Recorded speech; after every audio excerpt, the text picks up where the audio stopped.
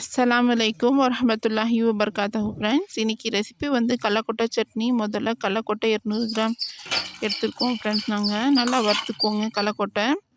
அப்புறமா தோல் எடுத்துகிட்டு கடலக்கொட்டையோட மிக்ஸி ஜாரில் மீடியம் ஜாரில் போட்டுக்கோங்க.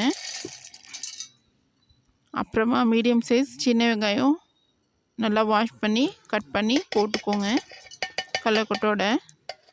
அப்புறமா அரை கைப்பிடி கொத்தமல்லி நல்லா கழுவி போட்டுக்கோங்க.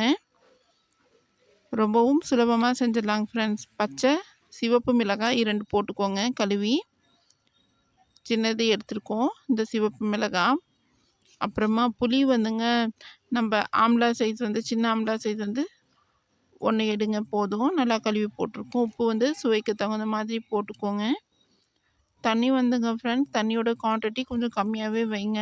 சூப்பரான சட்னி வந்து ரெடி ஆகிடுச்சு. இட்லிக்கு, தோசைக்கு, ரொட்டிக்கு சர்வ் பண்ணுங்கள் ஃப்ரெண்ட்ஸ். என்னுடைய ரெசிபி பிடிச்சிருந்துச்சுன்னா என்னுடைய சேனலை சப்ஸ்கிரைப் பண்ணுங்கள், லைக் பண்ணுங்கள், ஷேர் பண்ணுங்கள். நெக்ஸ்ட் வீடியோவில் சந்திக்கலாம்.